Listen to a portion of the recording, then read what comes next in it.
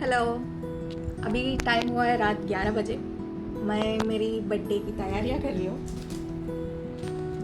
और इस साल बहुत स्पेशल है मेरे लिए ये बर्थडे, तो मैं सेलिब्रेट करना चाहती हूँ अच्छे से। एंड मेरा केक भी तैयार है। आई एम श्योर जो मुझे जानते हैं इतने सालों से वो लोग सरप्राइज होंगे कि सोना केक कट कर रही है, क्योंकि 10 साल हो चुका है करीब करीब, आई थिंक, जब मैंने लास्ट टाइम केक कट किया। शॉर्ट स्टोरी, उस टाइम पे मैं इस फेस में थी कि मुझे लगा कि क्या है ज़िंदगी, क्या उखाड़ा है मैंने कि मैं बर्थडे सेलिब्रेट करूँ। तो ये हो जाता है ना, जब हम किसी की बर्थडे सेलिब्रेट करते हैं तो केक के बिना वो फिनिश होता ही नहीं, लाइक कंप्लीट नहीं मानते ना। तो मैंने उस टाइम पे डिसाइड किया कि मैं तभी केक कट करूँगी जब मुझे लगा कि हाँ कुछ किया है मैंने, ठीक है। तो ऐसा नहीं कि मैंने कुछ मटेरियलिस्टिकली ऐसा कुछ अचीव किया है। हाँ, मैं मेरी करियर और अदर एस्पेक्ट जो है उसमें ग्रो करती आ रही हूँ, बट इस साल एक माइलस्टोन जैसा समझो, क्योंकि मैं एक इमोशनल पर्सन हूँ। इमोशनल मतलब रोना धोना वाला नहीं। मैं अपनी इमोशंस की बहुत कदर करती हूँ। एंड इस साल it has been a roller coaster, मतलब बहुत कुछ एक्सपीरियंस किया है मैंने। और इस साल मुझे ऐसा लगा कि मतलब उसको मैं अचीवमेंट नहीं कहूँगी, मैंने एक्सपीरियंस किया emotional fulfilment, which is very special.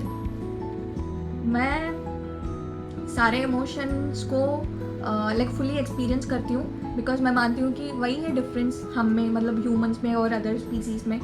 तो मैं मानती हूँ कि हमें हमेशा गुड वाले ही नहीं, इवन बैड वाले भी एक्सपीरियंस करनी चाहिए, सो दैट हमें पता चले कि जो गुड वाले इमोशंस हैं वो कितनी वैल्यूबल है। वो एक पल था जहाँ पे मैं कम्प्लीटली रुक गई कि व्हाट इज़ इट, क्या है ये? मैं एक्सप्रेस नहीं कर पाऊँगी कि वो फीलिंग क्या है, बट अगर मुझे उसे डिफाइन करना है तो मैं बोलूँगी कि वही है एक फुलफिलमेंट, जो मुझे लगा कि हाँ मैं अभी कंप्लीट हूँ। वो वर्ड्स में बोल ही नहीं पाऊँगी मैं, बिकॉज वो होता है ऐसा एक्सपीरियंस जहाँ पे आपको सोल लेवल पे लगेगा कि हाँ यही था जो हम खोज रहे हैं। एंड आई थिंक मुझे वो एक्सपीरियंस हुआ है।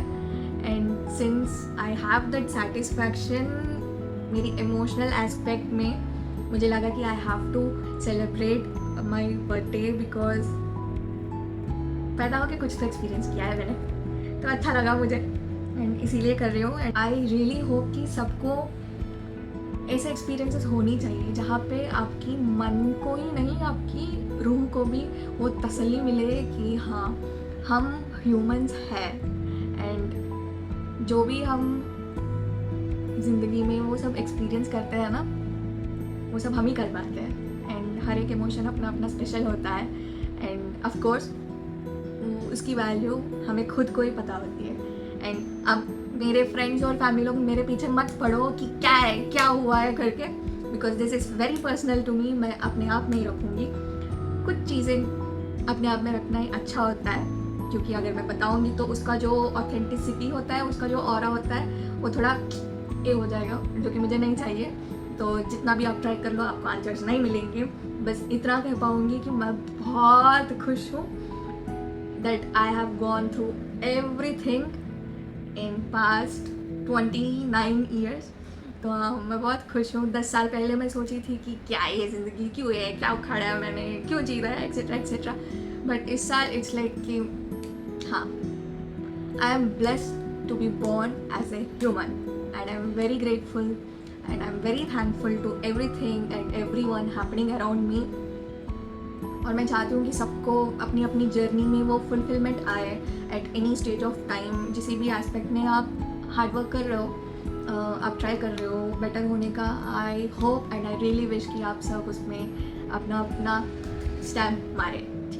And finally it's time. तो मैं आ गई इस ब्रिज पे अपनी इस ब्यूटीफुल जर्नी को फिर से एक बार याद करके सेलिब्रेट करने with me, my self and with my universe. और घर वापस आके मैं मेरे मम्मी, डैडी, भैया और स्पेशली एंड ऑफिशियली मेरी भाभी से मैंने इस ब्यूटीफुल डे की शुरुआत की। एंड आई थिंक इतने सालों बाद they should be part of this celebration. And I really hope my journey towards 30 will be as magical as it always has been. And I really wish myself a very, very happy birthday.